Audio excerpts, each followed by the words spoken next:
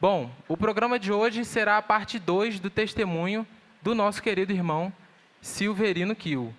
E no programa de quarta-feira passada, na nossa estreia, ele contou um pouco mais da sua juventude, daquilo que entrou de começo na vida dele, com relação àqueles problemas de uso de drogas, uso de bebidas.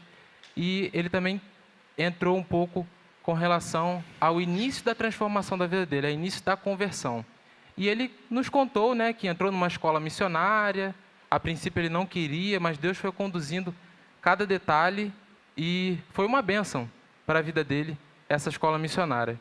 Então, para começarmos, a gente viu na semana passada que depois daqueles 2 anos de curso, você, graças a Deus, se tornou o melhor aluno daquela turma, bem estudioso, bem compenetrado, e concentrado realmente naquilo que Deus queria fazer na sua vida.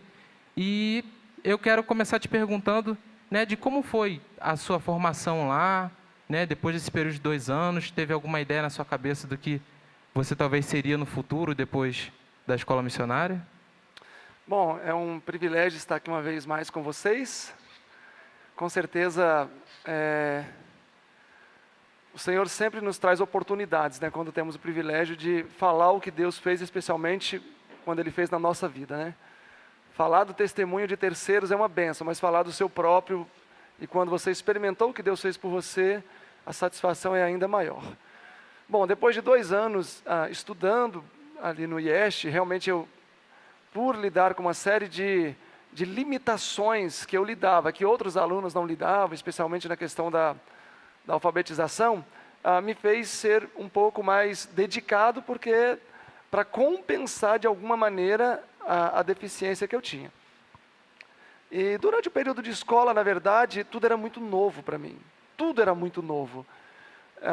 Assim, por mais que eu tenha tido pai e mãe que foram maravilhosos, mas quanto à perspectiva e projeção futura, era o que o meu pai sempre pensava, que trabalhar no campo, na roça, é o que há de mais digno e tal, e concordo até certo ponto com isso. Mas, em resultado a esse tipo de mentalidade que eu trouxe do meu lar, eu não vislumbrava tão longe durante o estudo, e o fato também é que eu era tão compenetrado que eu buscava realmente viver o dia sem me preocupar com o amanhã. Mas de 2009 a 2011 eu permaneci ali dando o meu melhor, dando o meu máximo, e foi um período assim que eu aprendi muito. Por quê? Porque eu estava num local onde praticamente eu era cercado de todas as más influências, de tudo, era uma cidade de refúgio aquilo ali.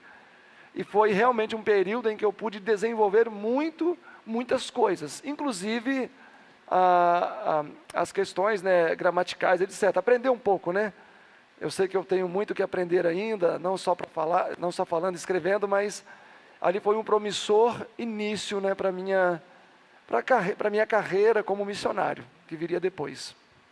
Bom, então já nesse começo a gente consegue tirar uma lição, uma atitude louvável que você teve na sua vida. Você tinha limitações de estudo, de aprendizado, como você comentou na semana passada. Era praticamente um analfabeto, mas não permitiu que a sua dificuldade e o seu problema fossem maior do que a capacidade que Deus te daria para cumprir essa missão com êxito. Na verdade, o primeiro passo para a derrota é a pessoa olhar mais para a sua força do que para a força de Deus, Então, se Josué tivesse feito isso, ele nunca teria derrubado os muros de Jericó. Eu penso que isso até o mundo secular ensina, que nós não devemos ficar olhando para nós e para a nossa capacidade. É claro que dentro de um conceito secular, eles se apegam a outras filosofias, mas no meio cristão nós sabemos em quem nós temos que nos apegar. E aí nós vamos, na nossa fraqueza, nos apossar da força do nosso Senhor. Amém, em nome de Jesus. Amém. Silverino, como é que foi então a partir daí? Você terminou seus estudos, como você falou, se esforçando, nem todas as matérias eram fáceis, mas ok, você terminou seus estudos, e qual foi o próximo passo? O que aconteceu na sua vida? Bom, quando eu concluí os meus estudos, eu recebi 7 chamadas, até um número bonito, 7. Pelo menos uns 2 ou 3 era para trabalhar em outro país, como missionário, obreiro bíblico, apoiar instituições. Os demais chamados foram para atuar aqui no Brasil mesmo. como obreiro bíblico em alguns lugares, atividades assim. Mas o IEST também me fez um chamado. Esse chamado que o IEST me fez seria para eu trabalhar na parte da agricultura da escola e algumas outras atividades ali. Mas eu trabalhei pouco tempo nessa parte, porque eu me lembro, um dia eu estava lá fazendo um trabalhinho lá na horta, e aí o Giancarlo foi falar comigo, que era o diretor acadêmico da escola na época.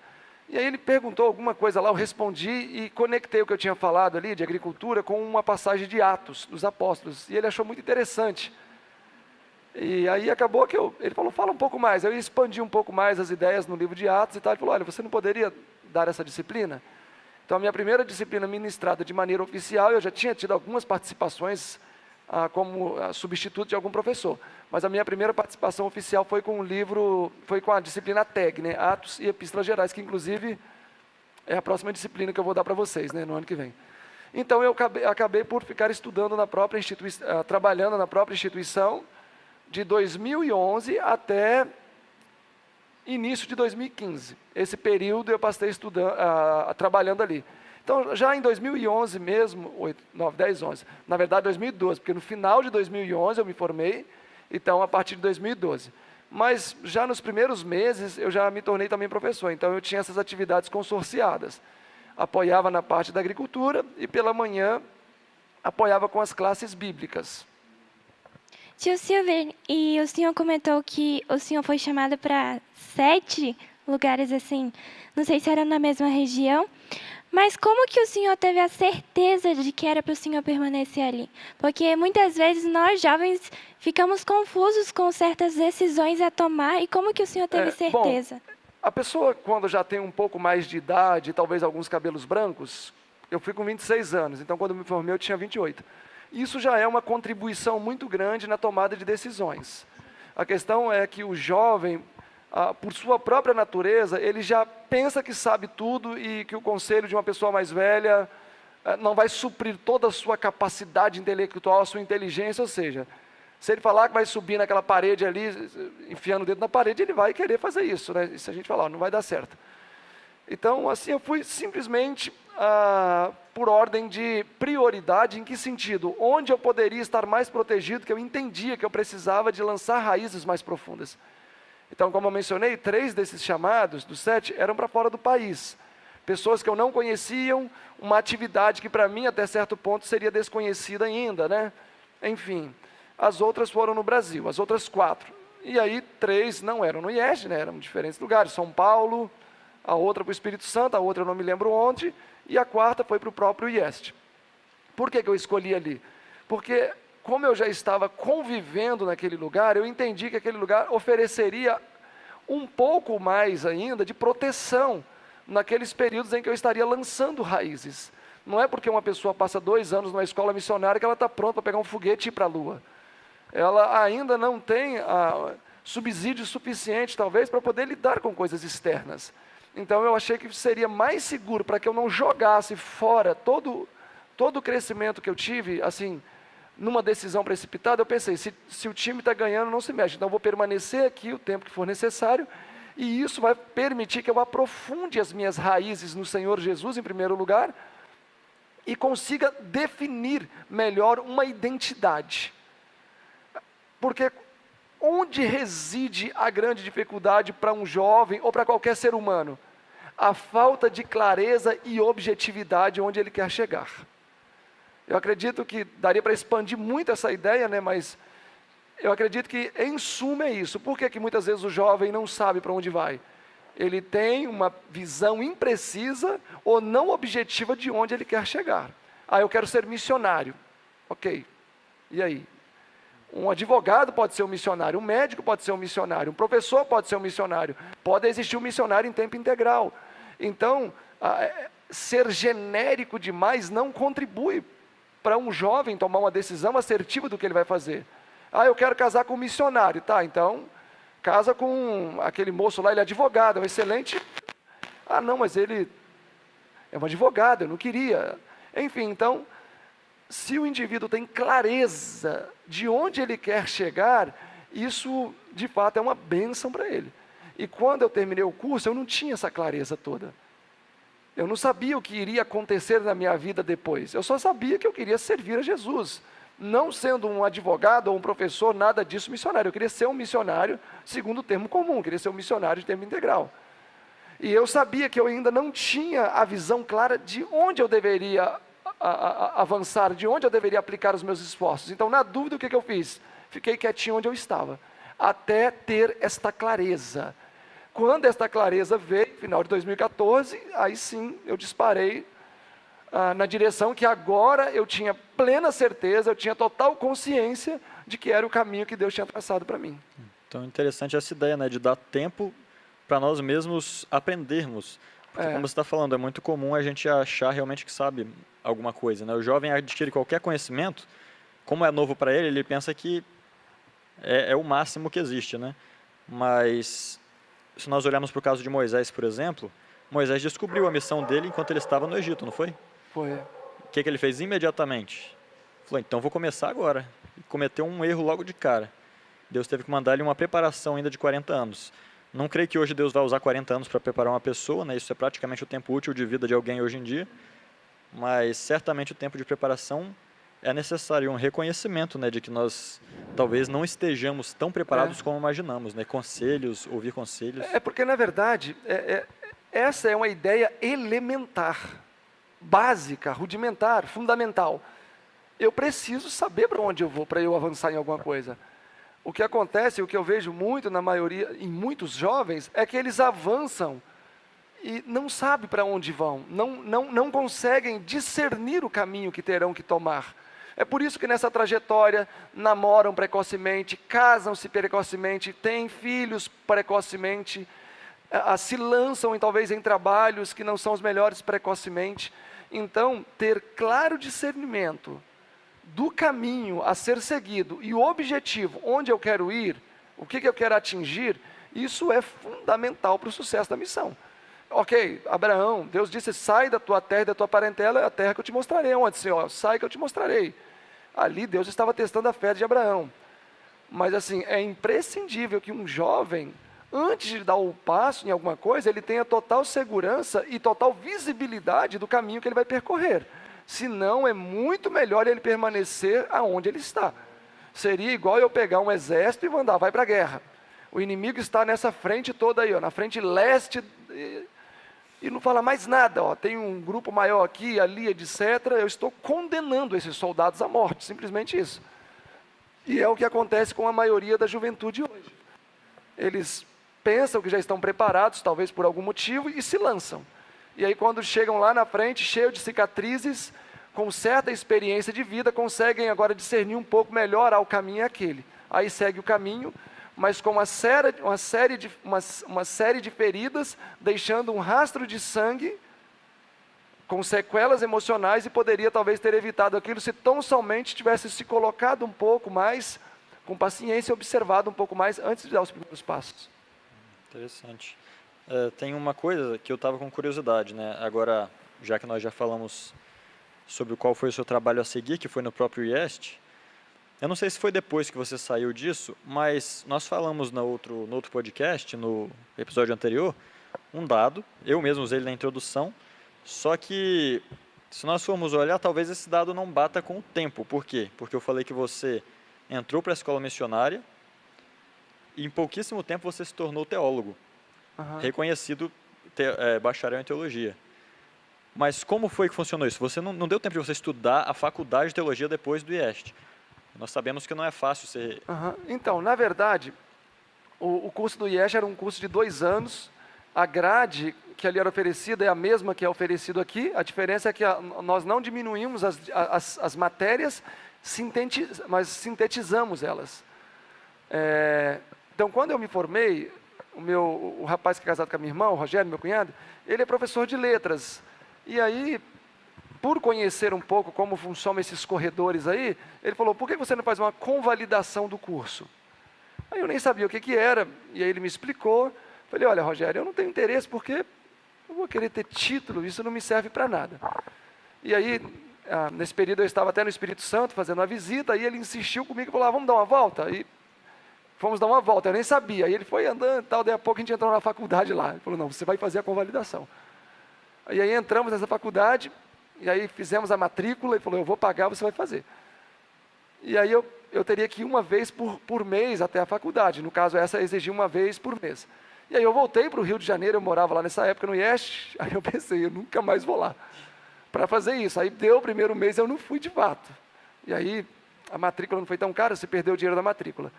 E aí ele falou, Silverino, mas não custa nada, isso aí, você não vai gastar tanto dinheiro, e é um título que você vai ter, aproveita a oportunidade. Mas realmente, eu pensava que aquilo não iria fazer diferença na minha vida, e como até hoje não faz, eu nunca usei esse título para nada, na verdade. Ok, mas aí tá, ele à distância mesmo pesquisou uma faculdade no Rio de Janeiro, falou, olha, vai até essa faculdade aí que ela tem teologia na sua grade, e aí vê se eles aceitam o esquema de convalidação. Enfim, aí acabou que, por amor a ele também, eu falei, vou fazer isso, não me custa nada. Fui até a faculdade no Rio e realmente tinha o sistema de convalidação de curso, né? É quando cruza a sua grade de um curso livre com esse curso, né, reconhecido, e aí vê que disciplinas você teria que suplementar ou não. O fato é que, na verdade, basicamente não precisou de fazer quase nada. Eu só precisei de fazer 10 artigos científicos que eles indicaram e um TCC. E aí eu receberia, então, um título de nível superior em teologia. E aí realmente eu fiz isso. Então eu não frequentei nem um dia da faculdade, nem nada. Fui para minha casa, fiz a matrícula, mandava, eles pediram que eu mandasse um artigo científico por mês. Então todo mês eu mandava, foram no total 10 artigos, então em 10 meses eu mandei os artigos, e depois eu teria 2 meses para poder mandar o TCC. Aí eu mandei o TCC também.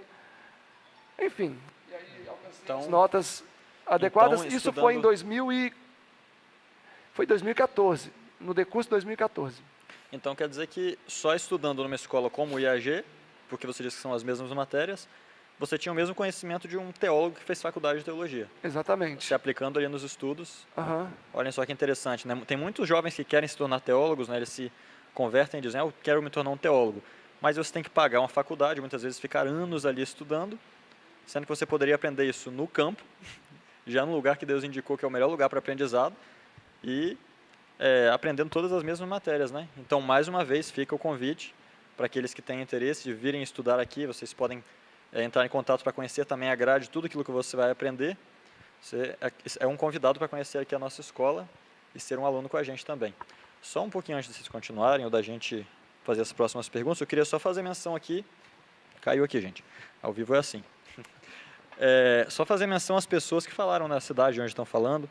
Primeiro aqui, Cristina de Castro, São Fidélis, no Rio de Janeiro. Eu acho que essa aqui é a mais fiel de todas as pessoas que assistem o nosso canal. Em todos os vídeos ela está e comenta. Muito bom ter você com a gente, minha irmã. Contendas do Sincorá, Bahia, da Alemanha, do Rio de Janeiro, de Ribeirão Preto, em São Paulo, da Flórida, dos Estados Unidos. Ó, tá internacional o negócio hoje aqui mesmo, hein? Uau. Belém do Pará, várias pessoas de Belém do Pará, Rio Grande do Sul e Rio de Janeiro, até agora. Bem-vindos todos vocês, meus irmãos. Espero que estejam gostando do podcast, que ele possa continuar sendo uma bênção para nós, o restante dele ainda, né? Ainda falta um pouco. Bom, então o senhor comentou que esse processo todo, né, de fazer uma faculdade, né, para ter um título, foi por volta ali do ano de 2014, né? E o senhor comentou que entre esse ano 2014 e 2015 foi onde o senhor esteve no período lá no IEST. Então, esse foi um período final. Já estava perto, assim, de um desfecho, de uma nova ideia de, poxa, o que eu vou fazer acontecer? Como que surgiu, talvez, essa ideia de abrir um ministério? Alguém falou com o senhor talvez teve algum tipo de sonho, uma impressão espiritual? Então, na verdade, eu permaneci trabalhando no IEST de 2012 até final de 2014. Quando eu fiz essa convalidação para bacharel em teologia, eu trabalhava lá ainda. Isso aconteceu realmente no final de 2014. Eu fiz uma viagem para, não me lembro para onde, mas fora do país, para pregar. E aí, na minha ida, eu fiquei na casa de um amigo em São Paulo, o nome dele é Rubens Fernandes, português, hoje em dia está em Portugal, ele se mudou, né? Ele vive lá nas Ilhas dos Açores, São Miguel. E aí ele falou, olha, você é talentoso, por que você não abre um ministério? E vale salientar que nesse período final, ali final de 2014 indo para 2015, o IEST estava passando por um processo que a gente chama de harmonização com a denominação. E esse processo de harmonização estava desfigurando muito a escola. E eu não concordei, né, na época, com esse processo de harmonização, porque estava realmente desconfigurando a escola. E muitas pessoas estavam parando de apoiar o IEST nessa época. Infelizmente, hoje o IEST já não existe mais. Desculpa, desconfigurando a escola, o que seria desconfigurar a No escola? sentido de, assim, para o processo de harmonização, para que a igreja aceitasse a instituição como uma instituição de apoio, foram feitas exigências demasiadas. Muitas exigências que desconfiguravam a instituição. Impediam ela de trabalhar. Exatamente. Por exemplo, vocês não podem trazer nenhum pregador se o pastor local não apoiar. Vocês não podem publicar nenhum livro se não tiver aprovação. Na verdade, nem publicava mais. Uma série de exigências que o Instituto praticamente ficou engessado, imobilizado.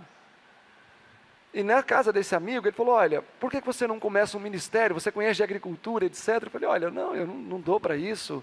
Isso não dá para mim, eu não quero essa responsabilidade. E, de fato, eu não queria essa responsabilidade.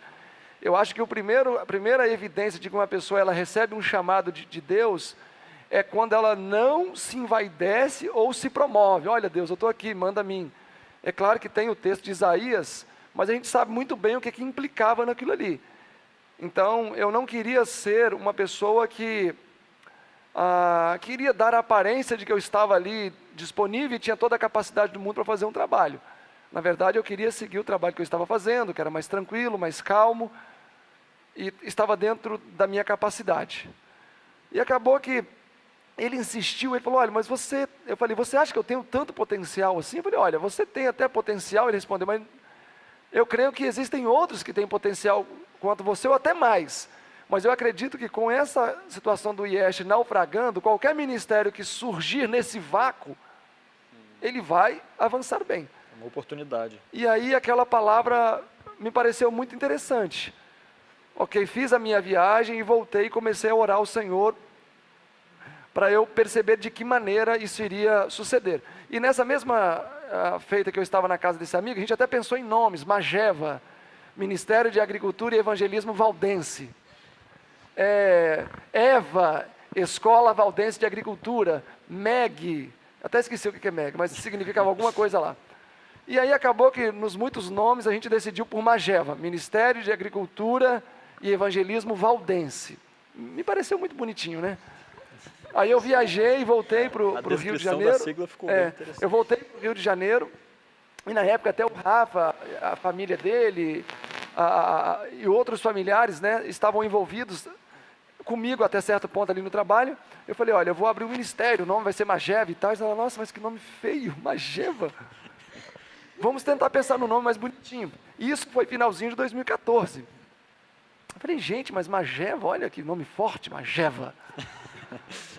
Ok, aí acabou que começamos a discutir, e nomes, né? E no final, ficou um nome parecido com IAG. I-A e o G mudo, eu não me lembro o que era. Aí a Kate, né, que trabalha conosco hoje aqui, ela falou assim, por que a gente não bota então, por que você não coloca um E depois do G e fica IAG? E aí, me pareceu estranho, né? IAG. Aí o Rafa também gostou, mas falou que parecia um pouco estranho. Mas assim, como não tínhamos outro nome, eu falei, vai ser IAG mesmo. Falei, Rafa, faz uma logo para mim. Aí o Rafa foi lá rápido, fez uma logo, acho que foi a logo mais rápida que ele fez na vida. Acho que ele nem imaginava que essa logo ia se tornar tão E está aí até hoje. marcante, igual, senão acho que ele teria dedicado até mais tempo para elaborar até melhor. Isso foi finalzinho de 2014. E aí eu me lembro que na próxima semana, né, eu não me lembro a data, mas a gente decidiu essa semana, ele fez a logo, na semana seguinte, eu aí iria para o IEST da minha, não sabia, mas seria a minha última disciplina, santuário. E aí no PowerPoint eu coloquei a logo do IAG assim, aí eu cheguei lá para os alunos, liguei e falei, agora eu tenho um ministério, IAG. Aí todo mundo olhou, sorriu, pensaram, nossa, mas que coisa mais aleatória, né, ministério. Mas fiquei lá com esse nome. E aí eu comecei a trabalhar de manhã no IEST, dando aula, né? Isso eu comecei no início de 2014. E à tarde dava estudo bíblico. Eu sempre pensava, como que eu vou evangelizar o mundo, eu sozinho dando estudo bíblico? Ainda que eu desse muito estudo bíblico, assim, para honra e glória de Jesus, eu cheguei a montar classes bíblicas com 40 pessoas. Já cheguei a ter classes bíblicas com pastores evangélicos, só com pastores evangélicos. Então Deus prosperou o meu trabalho evangelístico. Mas a sede de avançar e ser mais expressivo na casa do Senhor, na causa, era grande. E eu comecei a orar, falei, Senhor, agora o ministério já tem um nome, e agora eu só preciso saber como que eu vou atuar. E foram alguns meses de oração. Até que um dia eu ouvi claramente a voz de Jesus assim no coração falando, olha, publicação. Porque na publicação eu poderia alcançar várias pessoas ao mesmo tempo, sendo sozinho, que eu trabalhava sozinho na época.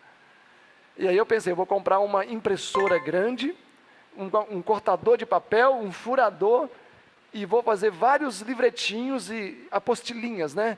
Eu pego, imprimo, furo e faço as apostilinhas. E aí eu conversei com o Diego Silva na época, se eu poderia usar alguns dos materiais que o IESH não usaria mais, livros traduzidos. Ele falou, olha, pode usar os livretos, eu vou passar para você alguns livretos. Ele já me passou os livretos traduzidos. E enfim, e aí eu liguei para o irmão Herculano, inclusive é o professor da próxima disciplina aqui. E falei, irmão Herculano, eu quero começar um trabalho de publicação. Como o senhor tem muita experiência com isso, eu queria um conselho. Eu falei, olha, eu vou fazer apostilinhas, eu vou imprimir, cortar e fazer apostilinhas e distribuir na rua. E os livros maiores, quando eu vou fazer, eu me inscrevi num curso no Rio, lá no centro, que eles ensinam a fazer com cola mesmo, artesanal. Você compra as prensas e passa com pincel no método artesanal. Ele ficou ouvindo e falou, olha, rapaz, isso não tem cabimento, você está falando. Você não vai conseguir chegar a lugar nenhum com isso. Como é que você vai fazer apostilinha para distribuir na rua? E aí, assim, como eu entendi que a gente precisa também ouvir conselhos, eu ouvi o conselho dele, falei, não, então eu não vou fazer isso não. Eu vou ajuntar um pouquinho de dinheiro, na época eu ganhava no IESH R$600 por mês, mas sempre separava um valorzinho, e consegui juntar R$1.000. E aí mandei o arquivo para uma gráfica, e a gráfica fez o livreto. Na época eu paguei acho que 40 centavos. E eu me lembro a primeira vez que chegou o caminhão da Jamef, assim, perto de onde eu morava, eu corri para ver, e aí não era para mim, foi embora. E a hora que parou lá na porta de onde eu morava, aí o rapaz falou, Silverino, falei, aqui. Aí peguei lá umas 3 caixinhas de livreto. A proximidade do meu Salvador, não, o Cristão e a Cultura. A hora que eu peguei aquelas 3 caixinhas de livretos, parecia um filho. Levei lá para dentro, coloquei no chão, e aí eu separei todos os bloquinhos de 10, assim. E comprei uma estante enorme, assim, de madeira e colocava lá. E aí eles ficaram tudo meio tombadinho por causa da lombada. Aí não satisfeito, uns 3 dias depois, que foi um trabalho danado, botar borrachinha naquilo, enquadrar direitinho, né? Botei com a lombadinha para fora assim, bonitinho. Aí fui lá e botei 5 para um lado e 5 para o outro, para poder ficar mais reto.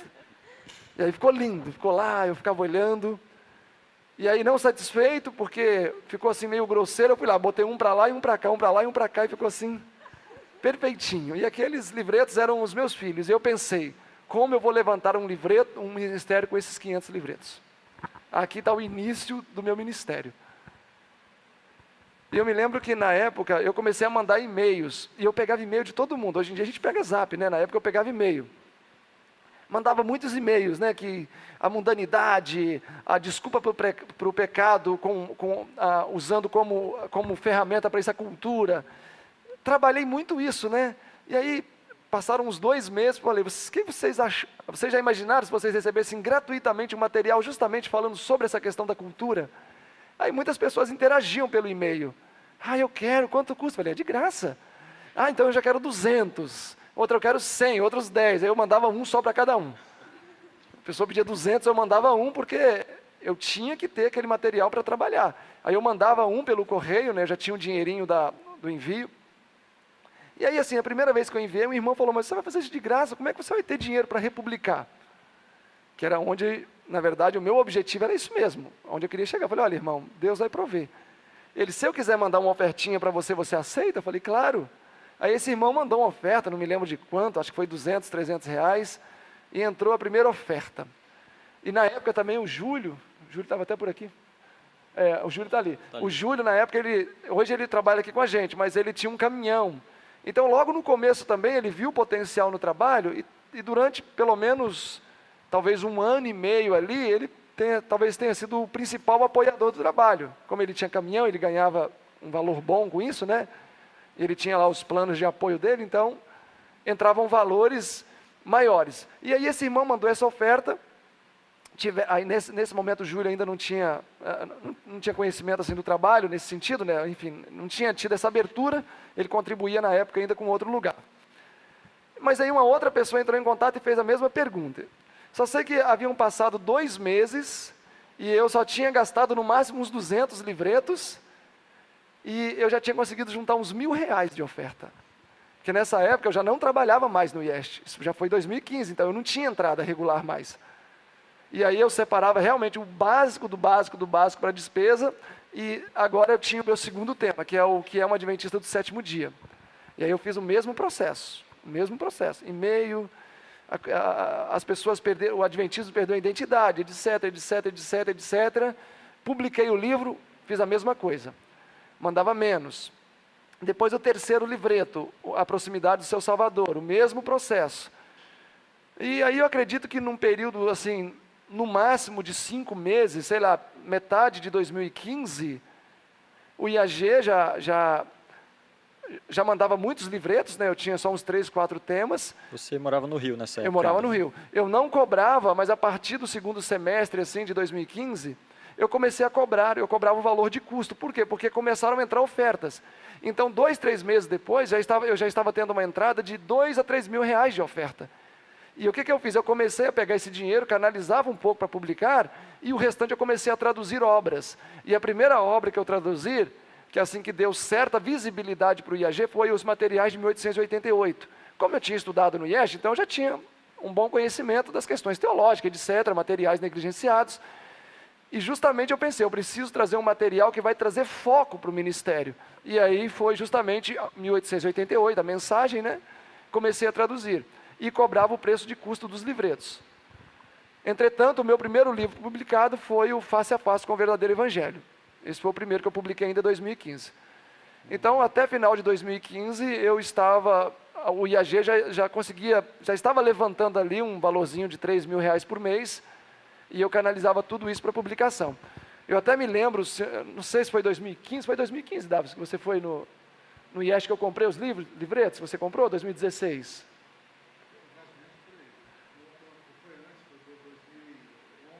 Não, os meus, aí eu estava estudando ainda. Mas eu me lembro que os livretos estavam lá um dia, né, até o Davis, que hoje trabalha com a gente também, comprou. Se foi para ajudar ou não, mas ele comprou lá, me deu até um cheque na época, vários livretinhos.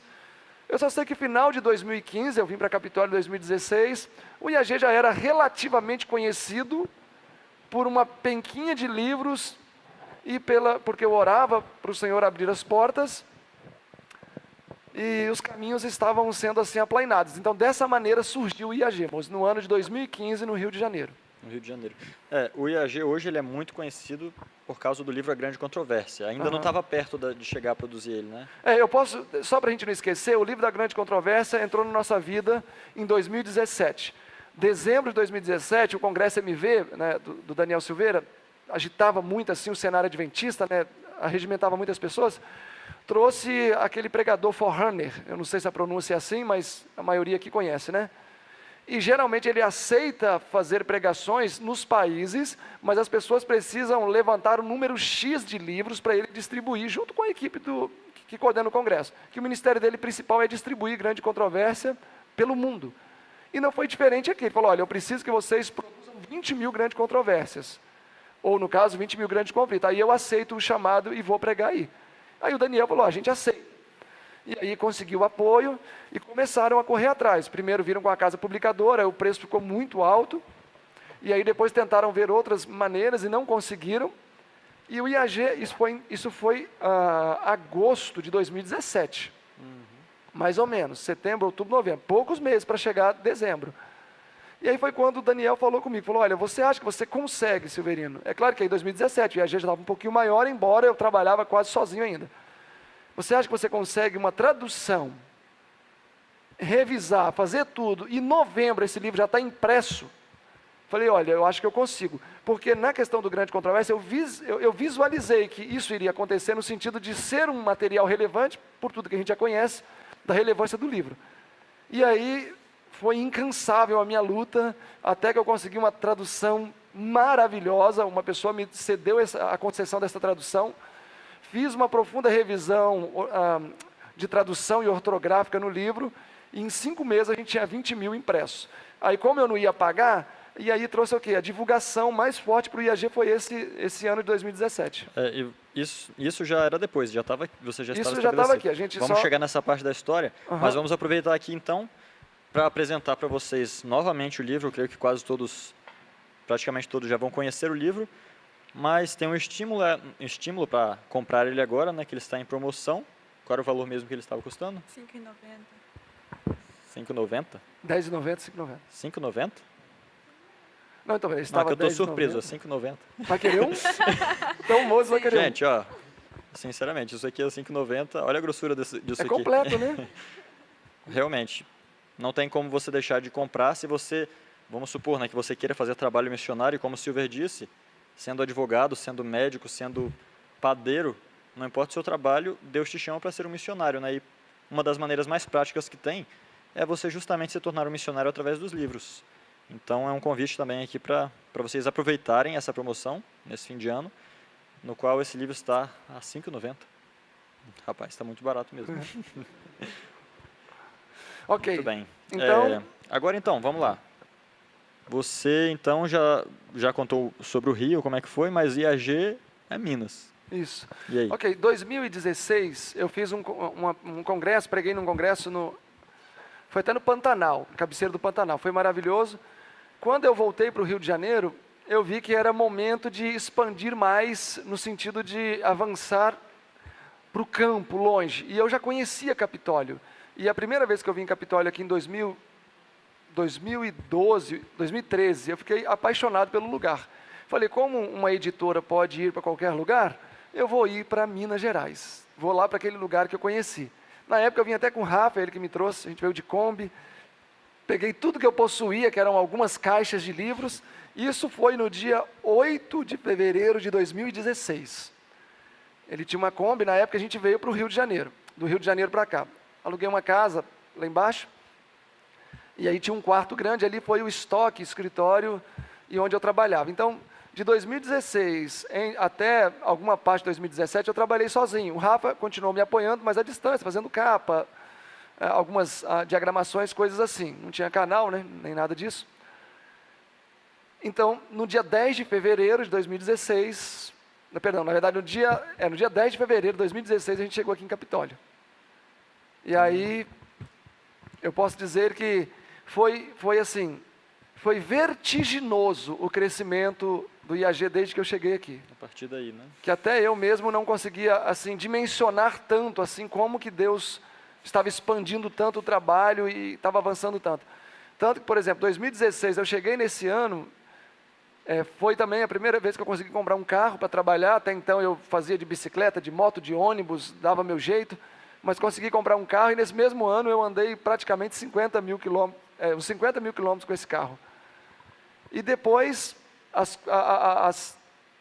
as portas foram se abrindo de uma maneira tão fantástica, tão maravilhosa, que eu mesmo não pude entender.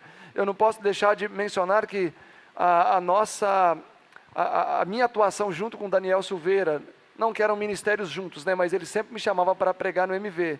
Isso contribuiu muito com a expansão, né, da obra do IAG aqui no Brasil, especialmente na parte de literatura.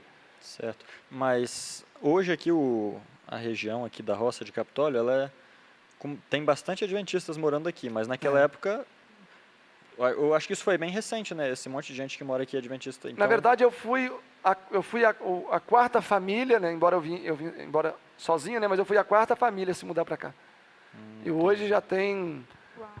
Bom, se for colocar todos os indivíduos aqui na região de Capitólio, já estamos aí ultrapassando o número de 300 pessoas, Nossa, né? muita gente. De toda a região. E aí, contando com você crianças. começou trabalhando sozinho? Sozinho. Na verdade, na época, era interessante que às vezes as pessoas falavam, olha, Silverino, a equipe aí está de parabéns, nossa, tudo certinho, pontual. E aí eu não falava, né, que era sozinho, né? Eu só sorria e pensava, a equipe de um homem só. Mas eu trabalhei muito tempo sozinho e muito forte. Eu fazia as viagens, fazia as postagens, fazia divulgação, fazia tesouraria, organizava os aspectos burocráticos da editora, tudo sozinho.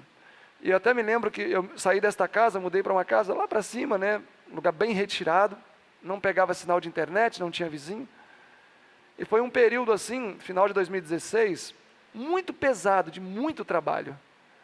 Eu me recordo até que um dia, assim, eu levantei de manhã muito cansado, assim, com o corpo um pouco ruim. E a hora que eu fui levantar, assim, eu senti que as minhas pernas não tinham forças. E aí eu deitei de novo. E assim fiquei 3 dias sem conseguir levantar da cama. 3 Na dias. verdade, eu minto. No segundo dia eu consegui levantar. Eu falei, eu não tinha sinal de internet, eu falei, eu preciso de ajuda, porque senão eu vou morrer aqui, não vai ter ninguém para me socorrer. Aí eu fui até, consegui abrir a porta do carro, mas eu não conseguia nem sentar direito, assim. E para sair da minha casa, descia, aí tinha uma parte de uma estrada estreita que era um precipício fundo ali para o lado. Aí eu fiquei com medo, eu falei, poxa, vai que eu saio aqui e não consigo sair ali. Aí voltei e deitei novamente, aí fiquei mais um dia. Enfim, tive uma estafa muito forte, essa é a verdade. Eu nunca fui de reclamar do trabalho, né? Quem está aqui sabe que eu não sou de reclamar do trabalho. Aí nesse dia eu também não reclamei, mas eu só orei e falei, Senhor, eu acho que isso é uma demonstração já de que é muito para uma pessoa só. É muito para uma pessoa só tocar. E naquela mesma semana, a pessoa que me acompanhou desde o começo, né? O Walter Batista, ele e a filha dele começaram a me ajudar. Se voluntariaram. Eu já conhecia eles. Falei, ele falou, o Valtão falou, né? A gente chamava ele de Valtão. Olha, eu gostaria de te ajudar, o que é que eu posso fazer? E aí ele começou a ter alguma interação conosco. Depois o Helry chegou e depois foram chegando pessoas, enfim. E a família cresceu muito rápido. Mas, Silver, antes de você avançar, que aí vai começar o IAG a crescer um pouco mais e tudo mais, até esse momento, teve alguma coisa que te fez desanimar? Porque a gente sabe que o inimigo, ele sempre tenta nos desanimar, colocar aquela coisa, será que eu avanço ou não? Teve alguma coisa assim, desde lá do começo até aqui, até esse momento que você está contando? A oscilação é o resultado da insegurança. E a insegurança é o fruto da incerteza da causa que eu defendo. Se eu não estou certo daquilo que eu estou defendendo, isso vai fazer com que eu tenha interrogações. Eu estava muito certo da causa que eu estava defendendo. Teimosamente certo. Obstinadamente certo. Graças a Deus. E olha, eu vou dizer para você, a cada dia para mim era simplesmente um cenário de mais um dia de gozo e felicidade. E quando eu me vi assim, me desgastando verdadeiramente pelo trabalho que eu fazia, eu me via mais belo do que nunca. Eu me lembro uma vez que eu fiz uma viagem longa, muito puxada, apresentando o IAG em vários lugares na América do Sul aqui. E quando eu voltei para casa, a irmã Raquel, a esposa do irmão Adriano, a mãe do Mateus que está aqui, morava aqui na época. A hora que ela me viu, ela falou, Silvia do céu, te passaram num cilindro? Porque eu cheguei magro, cabelo grande, cheguei deformado. Mas, na verdade, nesses momentos assim que eu via que o sangue estava sendo dado, era o momento que eu me achava mais belo, mais forte e com mais vitalidade. Então, olha, eu sei que o sangue já ajuda um pouco, né? Sangue de alemão. Mas, graças a Deus, pela convicção que eu tinha da causa que eu defendia, me fez ser firme na minha decisão. A oscilação, independentemente em qualquer setor da vida, né, ela é o resultado da incerteza. Porque a pessoa que é certa do que ela faz, ela não vai ter oscilação. Por isso que a senhora White fala que, por exemplo, no casamento, a gente não deve entrar com insegurança, para aqueles que são solteiros aí que nos assistem, né? A gente não deve entrar com insegurança no casamento, porque se você entra com insegurança, a primeira prova é uma evidência de que você deu o passo errado, ou pelo menos isso você vai pensar. Então nós precisamos ser convictos daquilo que fazemos, e no meu caso eu precisava ter convicção da causa que eu defendia. Então eu tenho uma pergunta para fazer. Como que a gente faz para ser convicto daquilo que a gente está querendo fazer? Porque é muito comum, como você mesmo falou, que os jovens queiram fazer as coisas, mas não saibam exatamente onde querem chegar. Então, como que nós poderíamos ser convictos, por exemplo, eu recebi uma obra de Deus para fazer, e como é que eu sei que foi Deus realmente que me deu aquela obra? Como é que eu sei realmente se, vamos supor, se essa era a pessoa correta, se entrou na questão de relacionamento? De maneira mais prática, talvez temos que pensar um pouquinho mais, mas como que você responderia isso? Bom, Moisés, o livro Mensagens aos Jovens, na página 152, diz que Deus fala conosco de 3 maneiras, né? Através da palavra, através das circunstanciais providências e através do Espírito Santo. Que é aquela voz que fala, né? Aquela impressão que todo mundo fala, Deus me falou, Jesus me falou, o Espírito Santo me falou. Só que se coloca ali por ordem de importância, né? Palavra, circunstâncias, impressões. As impressões, elas são muito falsas. Porque a voz do eu também fala ao nosso coração. A jovem é linda. Então a possibilidade de ser a jovem que Jesus tem para mim é grande. Então as impressões são vulneráveis, porque existe a voz do eu, existe a voz de Satanás e existe a voz de Deus. Então discernir entre as três não é uma tarefa tão fácil. Por isso que eu preciso submeter o terceiro ponto aos outros dois, circunstâncias e a palavra de Deus. Então o primeiro passo, moço, que me deu segurança, é porque eu tinha clareza nas Escrituras quanto ao trabalho que eu deveria desenvolver.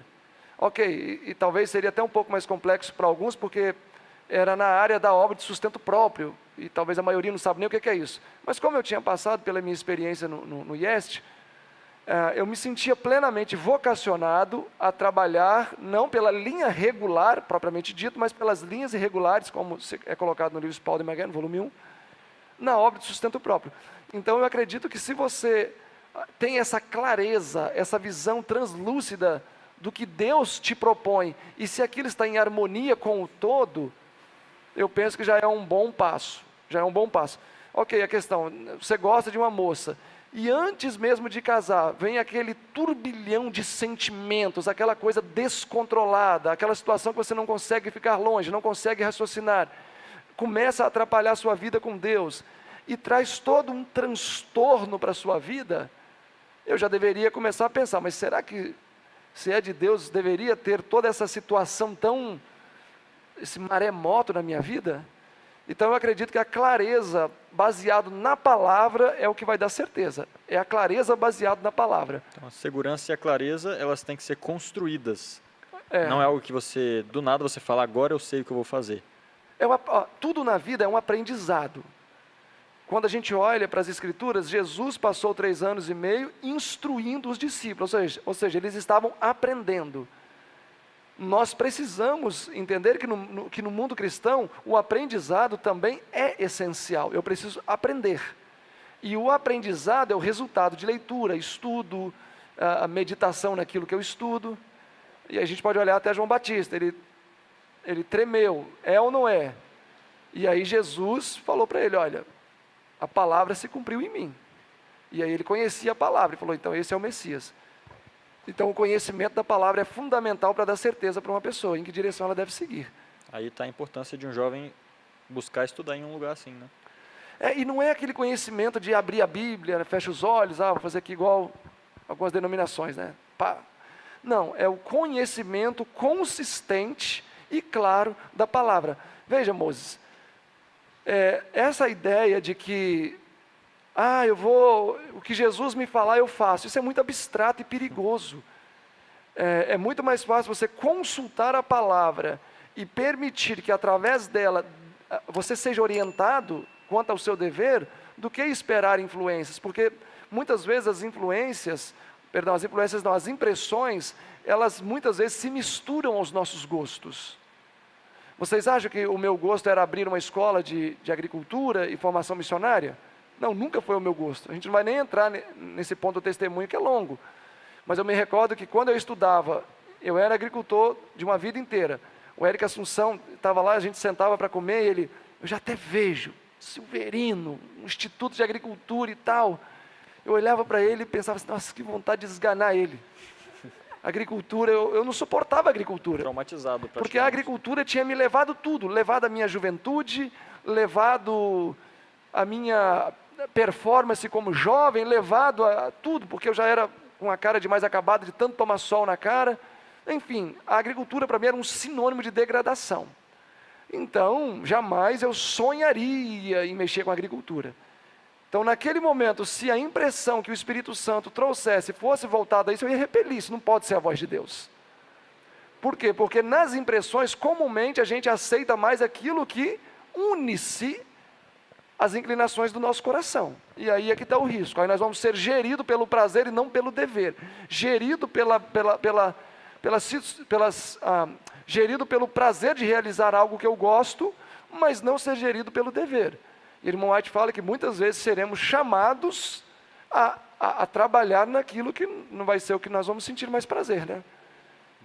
Então eu precisei passar um tempo em banho-maria, né? Como diz o outro aí, quem faz aquele pudim lá, deixar ele em banho-maria lá, até Deus conseguir corrigir isso em mim. E aí sim, quando veio a 2014, né, a ideia realmente de ter uma escola missionária com agricultura e tal, eu estava apto para aceitar, com a razão, não com a emoção, porque a emoção ainda continuava dizendo que era melhor ser só pregador.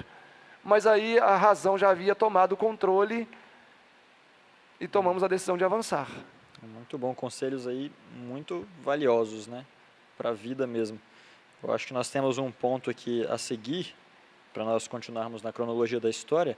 Antes eu só gostaria de mais uma vez fazer menção aos nossos amigos, que continuam aqui comentando, participando do nosso chat.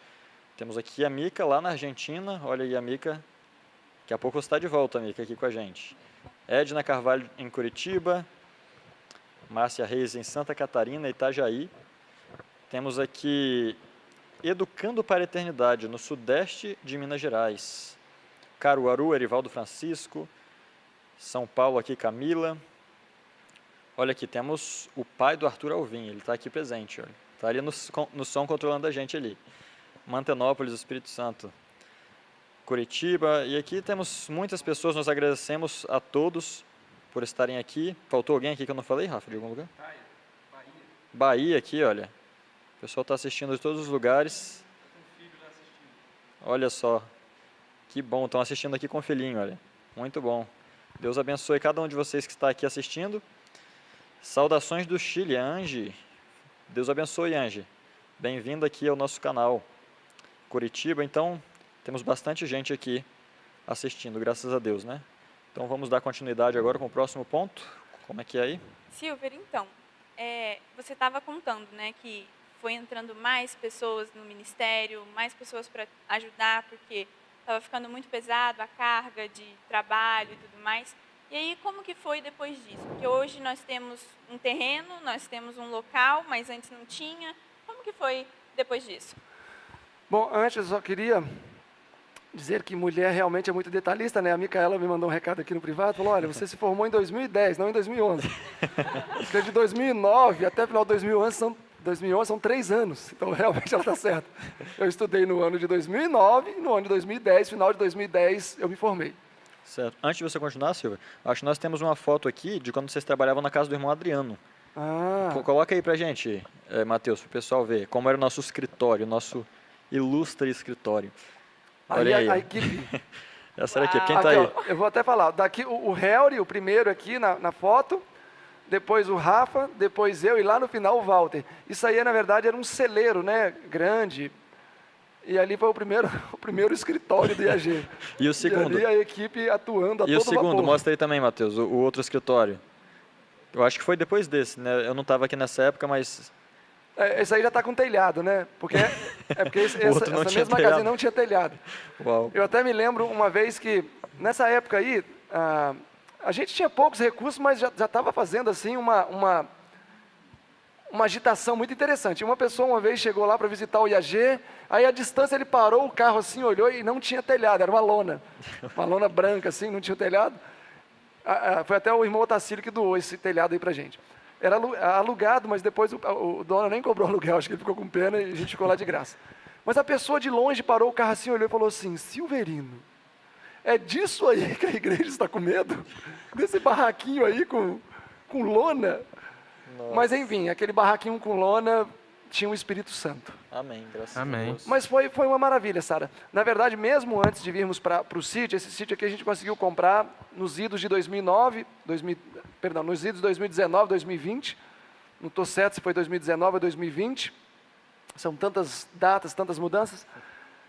Até então, a gente já tinha conseguido um número interessante de obreiros que estavam apoiando o trabalho. Fora, aqui, Deus estava enviando mais pessoas para poder colaborar com o nosso trabalho, de maneira que de 2018 até atualmente, nós saímos de 4, 5 pessoas para pelo menos 100 pessoas. Uau. Então foi um crescimento, eu posso dizer que exponencial. Por quê? Porque não cresceu só numa frente, né? Cresceu em várias frentes. Ó, de lá para cá, hoje em dia a gente tem os nossos próprios carros de entrega de livro, etc.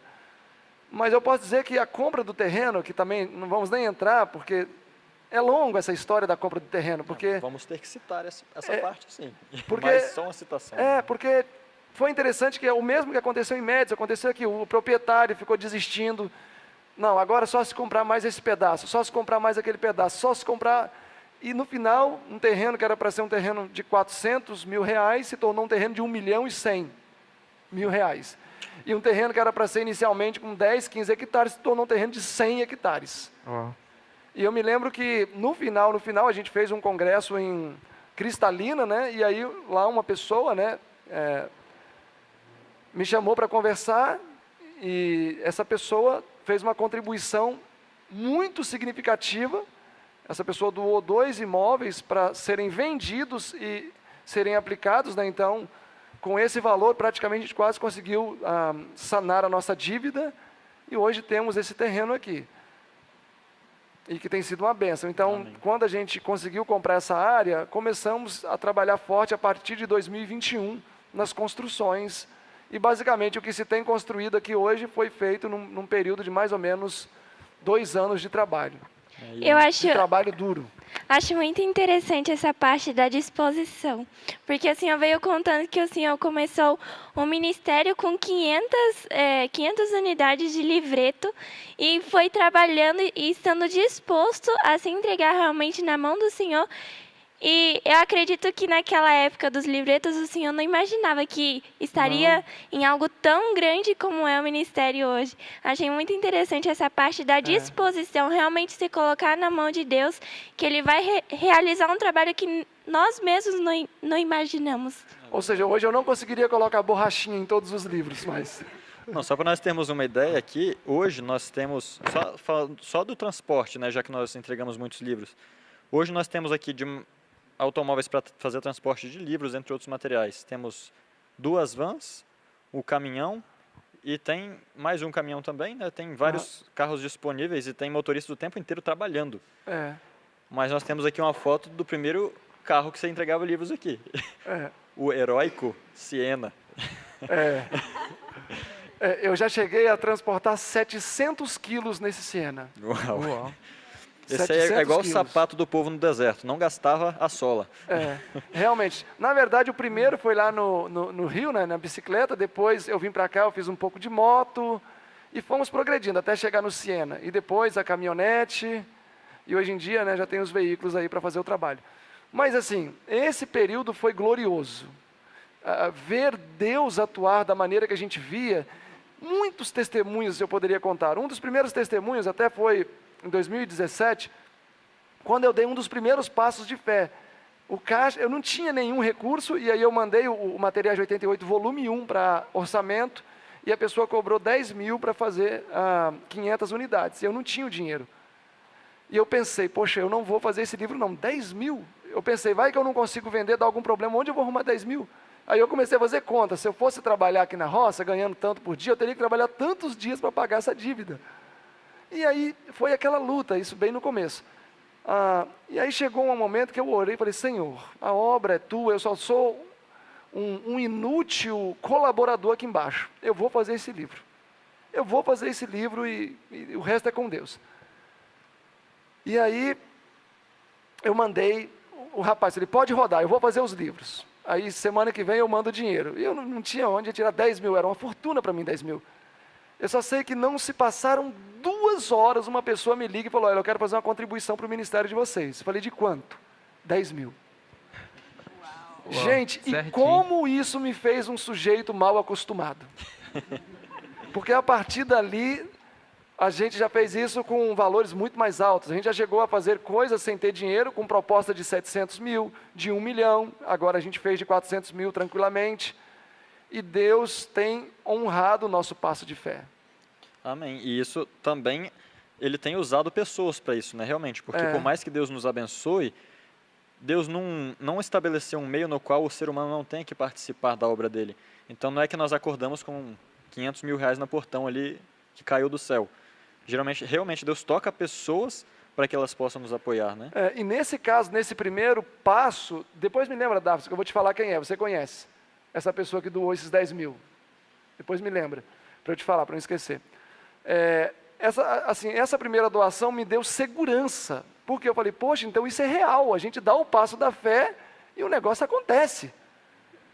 E dali por diante foram vários passos de fé, nesse sentido assim, de eu não ter o recurso para publicar, e eu me lembro que quem ficava doido com isso era o Walter, que às vezes, eu me lembro a primeira tiragem, nós fizemos essa tiragem de 20 mil grande controvérsia, que uma pessoa pagou, falei, Walter, agora nós vamos fazer uma tiragem de 15 mil grande controvérsia, e aí dava um total de, me parece, 15 mil, quer ver? Deixa eu fazer a conta aqui, quantos reais dava.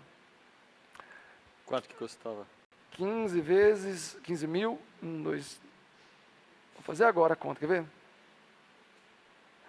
Dava 200 mil, quase, 200 mil, para fazer esses 15 mil livros. 200 e uns quebradinhos. E aí ele olhou assim, ficou com o olho grande, que o Walter é muito pé no chão, e falou, Silvio, você não vai fazer isso não, né? Falei, Walter, a gente tem que avançar, e vamos divulgar, e aí o Harry ali junto, vamos divulgar, e ele ficava apavorado. Aí o que a gente fez? A gente começou a divulgar bastante, e a gente conseguiu vender no esquema que a gente faz, a preço de custo, os 15 mil antes de chegar o prazo de eu ter que pagar. Então a gente trabalhou muito, isso foi o Impacto Leão, me lembro até hoje o nome, o Impacto Leão. O primeiro foi o Impacto Leopardo, que fizeram, e a gente fez o Impacto Leão, conseguimos arcar com o compromisso, depois fizemos o Impacto Lince, e fizemos vários impactos assim, né, agressivos, a irmã te fala que o evangelismo tem que ser agressivo com animais ferozes. E dali por diante a gente realmente aprendeu que quando nós não somos presunçosos, porque tem a presunção, mas sermos sólidos, pé no chão, entendemos que o ser humano é limitado, ele não tem condição de fazer coisas, e aí nós dependemos da força do braço divino, isso te dá segurança para avançar. Hoje, quando a gente olha para o IAG, qual compra a gente faz maior tendo a segurança do dinheiro no caixa? Nenhuma. Quem já está mais acostumado, a Sara que trabalha na tesouraria, né, sabe disso, a maioria dos passos que nós damos é baseado na fé. O tranquilamente mesmo. Quando a gente comprou o tranquilamente, tinha 30 mil na conta. Fizemos uma compra de 400 mil reais, que foi para 450 com as questões documentais. Então, até hoje, Caio, o cenário não mudou. A pavimentação aqui era uma necessidade real. Não tinha como a gente trabalhar aqui sem ter a pavimentação. Começamos sem ter o recurso. E Deus foi abrindo as portas. Então, o que eu aprendi? O mar não abre se a gente não coloca o pé. É por isso que isso não se transmite na retórica ou na fala. Isso é uma experiência própria que cada indivíduo precisa experimentar, cada indivíduo precisa sorver. Por quê? Porque isso está relacionado à sua experiência. Não tem como você transmitir isso por osmose para ninguém. Ok, aí alguém vai lá e faz isso, e se dá mal. Ora, pode ter sido presunção. Então, quando nós conformamos a nossa vontade com a vontade de Deus, buscamos clareza daquilo que Deus quer que façamos, o braço do homem não tem força para fazer. E aí entra em ação o braço do Todo-Poderoso. O senhor falando sobre dar o passo da fé, eu lembrei da minha experiência de vir para cá. Porque eu estava em outro ministério e o senhor colocou no meu coração um desejo muito forte. Exatamente, estava lá no ICEVES. Pessoal, quem quiser ir para o ICEVES... uma bênção também. Eu queria que todos os alunos do IAG passassem pelo ICEVES antes. E assim, o Senhor colocou no meu coração o desejo de vir para cá. E eu lembro que estava já prestes a começar aqui a escola do IAG, e eu orava ao Senhor, Senhor, se for da tua vontade, que o Senhor me envie para lá. E eu conversava com os meus pais, e eles falavam, Júlia, não vai dar agora. Mas eu falei, Senhor, eu tenho que fazer minha parte também.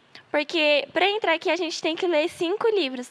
Aí eu falei, bom, eu vou orar, mas eu vou agir também. Então eu comecei a ler os livros e já fazer o relatório e tal, e orando ao Senhor para ver se realmente era a vontade dele. E passou um tempo, a escola já tinha até começado aqui, estava no primeiro mês de aula. E eu falei, Senhor, por favor, será que ainda dá tempo? Se o Senhor quiser, me envie para lá. E eu conversando com os meus pais e tal, eu já até tinha terminado de ler um livro e faltava 10 dias para começar uma nova matéria aqui, que não poderia entrar mais ninguém. E nesses 10 dias, a minha mãe ligou para o tio Silver, sem eu saber de nada, e eles acertaram tudo e o Senhor me trouxe para cá. Então, Deus, Ele fala, siga avante, mas tem a nossa parte também. Antes, se eu não tivesse orado ao Senhor, insistido com os meus pais, ter feito a minha parte de ler os livros, fazer o relatório e tal, talvez não surgiria essa oportunidade que surgiu. Na verdade, o seu nome no juízo investigativo foi rejeitado, né? Aqui. Quando a gente viu a sua idade, que era muito jovem, então foi rejeitado. Então, realmente, as obras corroboraram com a fé. Porque se você tivesse falado, realmente não vai dar, você não teria vindo, né? Porque no caso, a Júlia é uma grande exceção, porque a gente aceitou ela sendo de menor, né? Mas é isso aí. As batalhas de fé não são medidas pela proporção daquilo que está evidente, né? Mas é para a esfera de cada um, né? Só uma palavrinha aqui para o pessoal que está assistindo. Nós estamos muito felizes com a participação de todos vocês aqui no chat e nós queremos aproveitar essa oportunidade, nós poderíamos fazer uma enquete com eles, né? Nós queremos que vocês coloquem aí o tema que vocês acham que seria interessante nós abordarmos em algum podcast futuro. Nós já temos uma pequena agenda, mas ainda está em construção. Então, o tema mais pedido provavelmente pode acabar aparecendo aqui algum dia com uma pessoa que entenda do assunto, conversando com a gente. Pode ser um assunto relacionado a qualquer tema que abrange a juventude, certo? Então, estão aqui algumas coisas escritas aqui, né? Relacionamento, decisão, vocação. Qual tema vocês acham que é interessante nós trazermos aqui uma pessoa para comentar com a gente para os jovens? Escreva aí, por favor, nos comentários. E, aproveitando, o Silvio estava falando sobre a importância da humildade no crescimento do ministério. Porque nós poderíamos concluir, então, talvez numa boa parte, numa boa porcentagem, que os ministérios que têm subido e descido com muita rapidez, nós vemos muitos ministérios que às vezes aparecem assim, mas de repente você vê que alguma coisa acontece e eles desaparecem. Será que a falta dessa humildade pode ser um dos principais motivadores? E aproveitando, eu quero emendar com outra pergunta. O EAG, ele tem hoje aproximadamente umas 100 pessoas, você falou, trabalhando.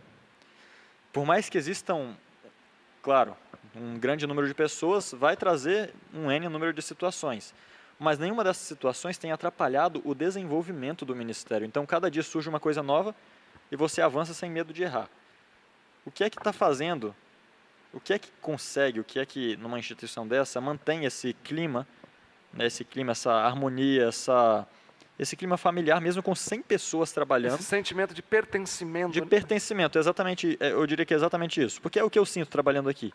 Então, eu poderia dizer que é exatamente isso. Como você acha que você consegue, como líder, transmitir isso para as pessoas que trabalham? Eu responderia com poucas palavras. Esta obra não é minha. Porque se ela fosse minha, certamente vocês não iam se sentir incluídos.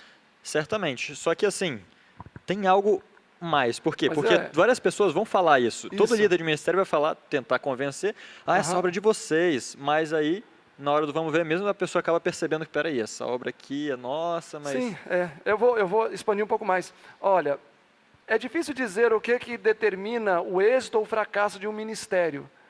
E talvez, a não ser se tiver um conhecimento muito profundo e de causa do ministério, que a gente vai poder tecer esse tipo de raciocínio sem correr o risco de cair no julgamento. Porque talvez o ministério que surgiu rápido e caiu rápido não é evidência também de que a mão de Deus não estava ali. Pode ter sido outros fatores.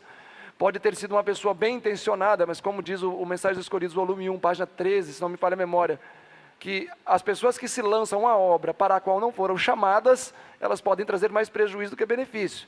Então isso pode acontecer e Deus permite o fim. E é claro que eu acredito que o maior percentual de ministérios que ruem sem um motivo aparente seja falta de gestão adequada.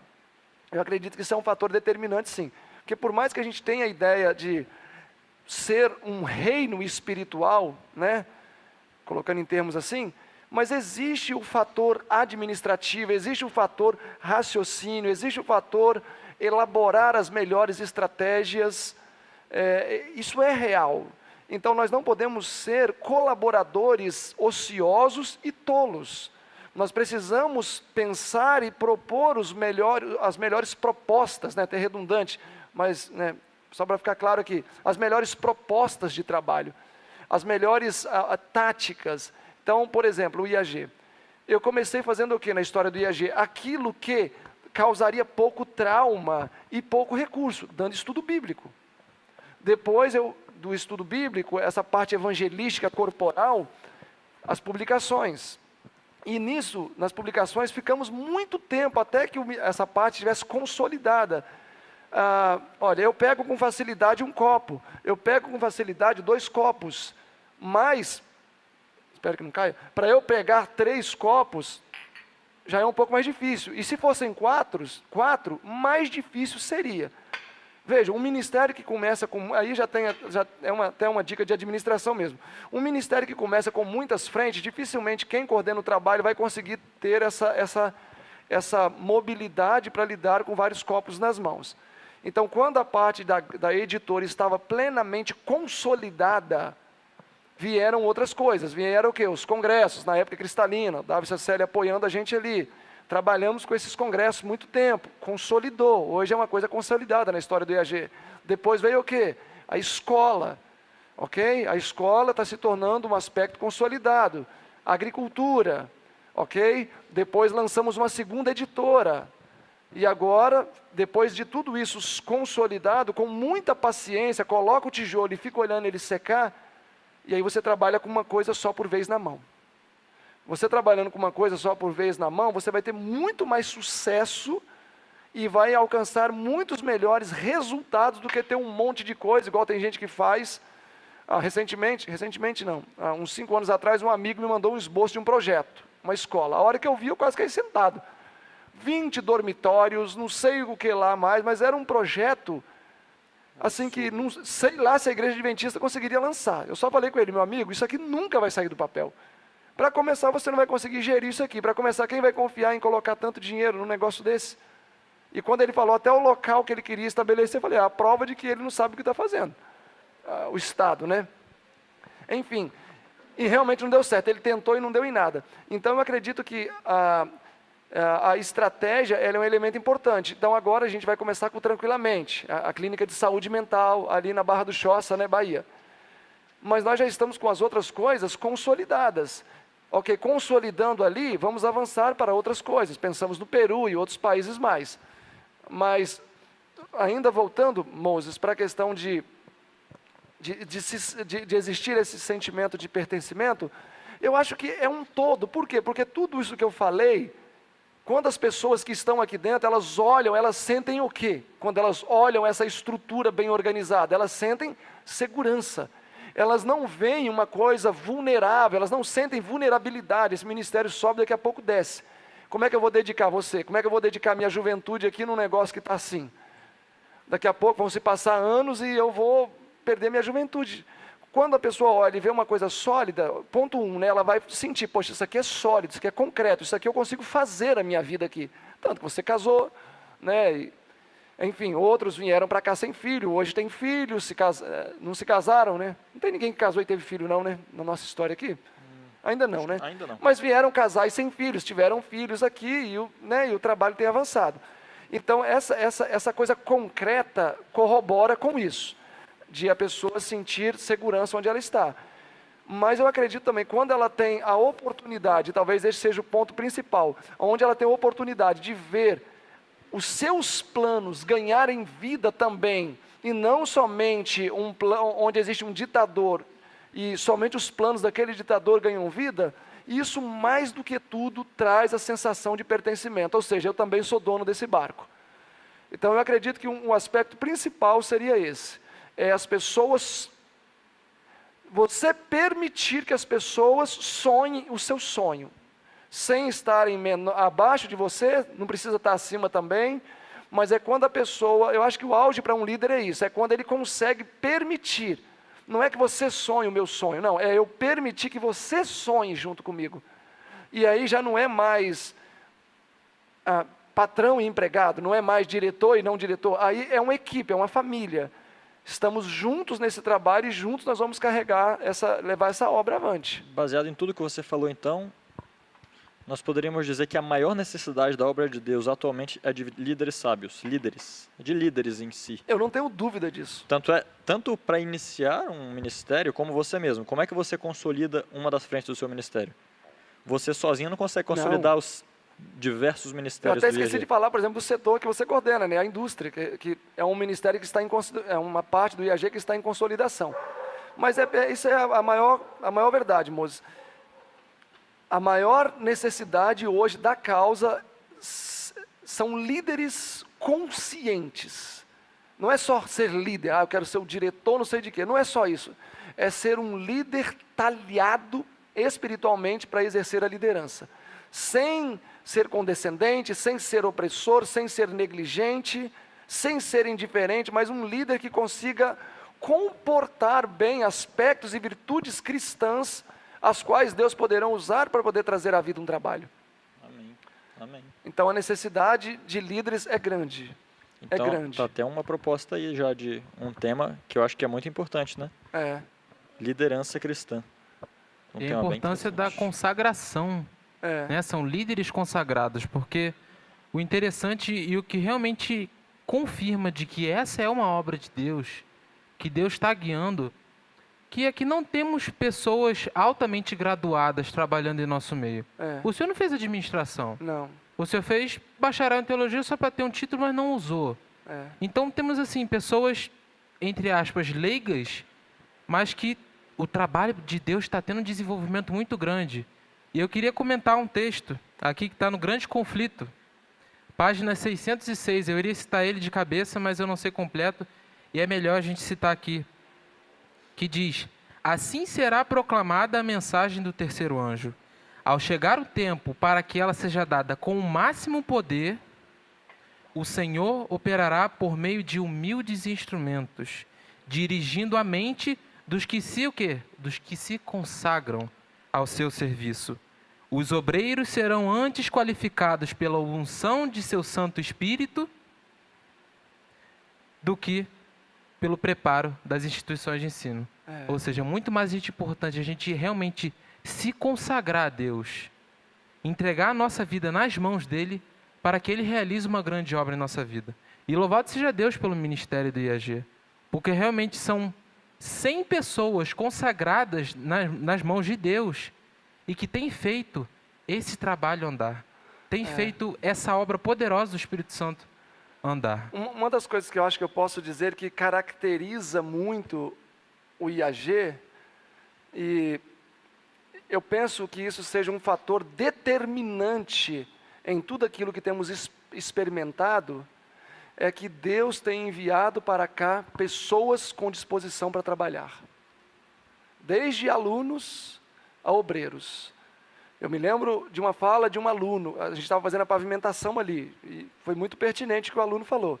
Ele chegou na sua primeira semana trabalhando, socando, manilha, bloquete, aquela loucura, e aí ele talvez não tivesse toda essa performance em trabalho pesado, e falou assim: olha, aqui no IAG eles fazem homens de verdade. E essa é a realidade. Os meninos, no caso dos meninos, eles chegam aqui, às vezes, verdes em pouco tempo. Você vê meninos robustos, fortes, já com capacidades assim grandes, né? Profissionais, desenvolvendo coisas, dirigindo trator, mexendo com máquinas aí, com uma performance muito madura no trabalho. Tanto física como intelectual. Quanto física, quanto intelectual. Então é realmente uma benção. O trabalho aqui ser forte, porque realmente aqui todo mundo trabalha demais. Essa é a verdade.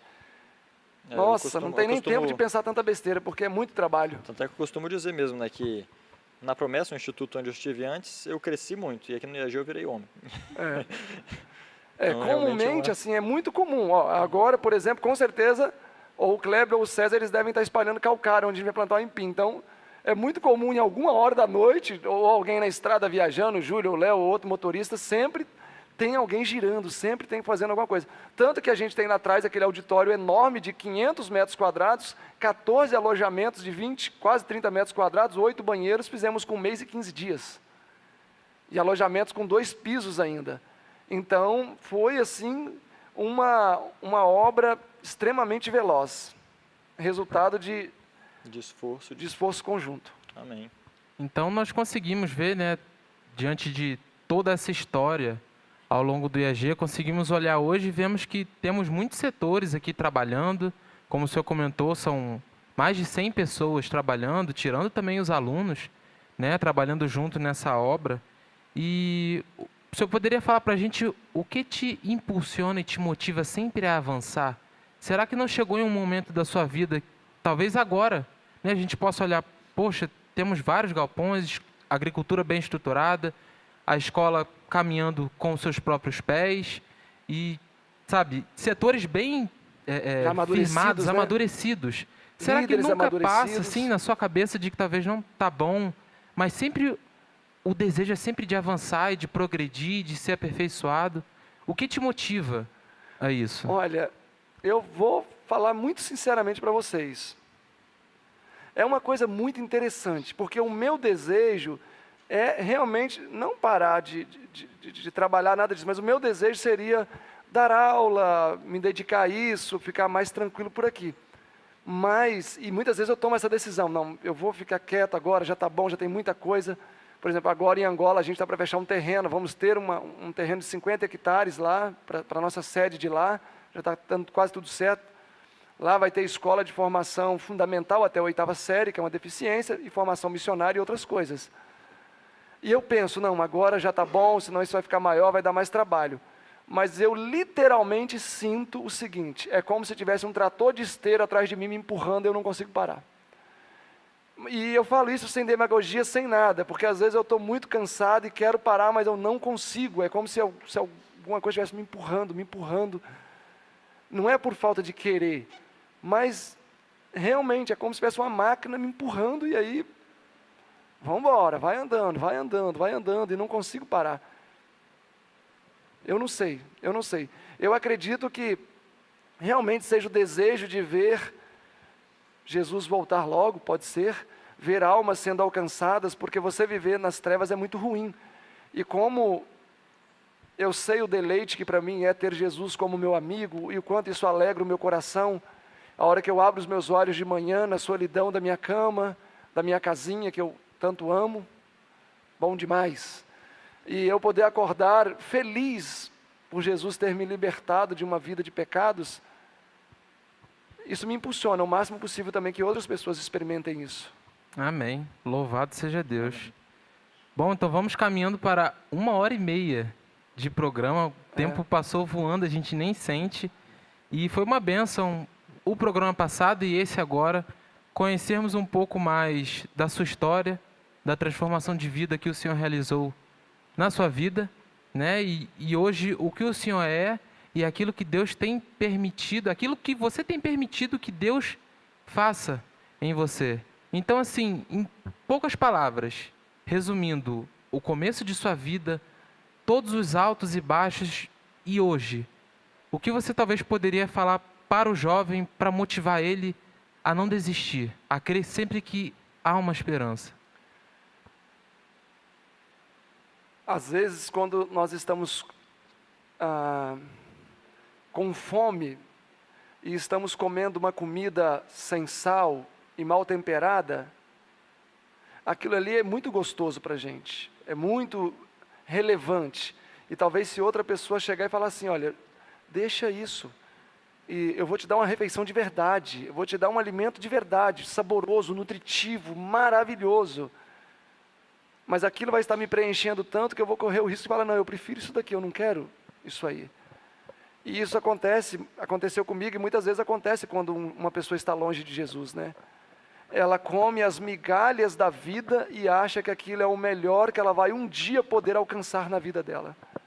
E a hora que ela entende que aquilo são migalhas e que ela pode sim tornar-se um filho ou uma filha do Rei Celestial, ela naturalmente vai querer sair daquela condição de vida. Então hoje eu vejo que eu comia migalhas, estava satisfeito. Mas o dia que eu permiti que o Espírito Santo colocasse insatisfação no meu coração quanto àquele meu tipo de vida, eu posso dizer que hoje eu me sinto filho do Rei. Eu saí daquela condição, o Senhor trocou as minhas vestes, usando a parábola do filho pródigo, né?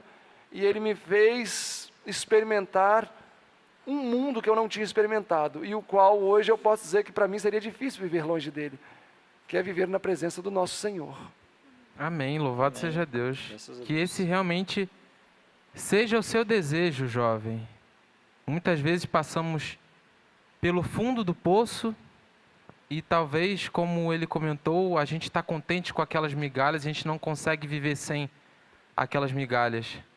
Mas quando realmente comemos e experimentamos do pão da vida, Amém. do verdadeiro alimento, que alimenta e motiva e dá o gás para a nossa vida, se a gente realmente experimentou desse pão, nunca mais iremos ter desejo de provar outra coisa. Então, que esse seja o desejo do seu coração, jovem, que esses 2 programas que contamos aqui, um pouco da história desse grande homem de Deus, possa motivar a você a entregar o seu coração a Cristo. Não importa por onde você esteja, pela situação que você esteja passando, pelas escolhas que você fez na vida. Se ainda há tempo, se o seu olho ainda está aberto, se o seu coração ainda está batendo, ainda há a oportunidade para você se entregar a Cristo. Então não deixe para amanhã. Acabando aqui agora esse programa, se ajoelhe, ore, abra o seu coração a Deus. Reconheça realmente tudo aquilo que você tem feito na sua vida. Coloque na balança, veja realmente se é isso que Deus quer para você ou não. E não tenha medo de se entregar a Deus. Não tenha medo de realmente abrir o seu coração, porque Ele é o único que te entende completamente. Ele é o único que pode transformar completamente a sua vida. Amém? Então nós agradecemos de coração a sua presença aqui, todos aqueles que viram o primeiro programa e aqueles que também estão nos acompanhando aqui. Tem 95 pessoas agora simultâneas, mas passaram centenas de pessoas ao longo dessa 1h30 de live. Nós somos eternamente gratos a Deus pela sua presença e desejamos de fundo do coração que isso tenha feito diferença em sua vida.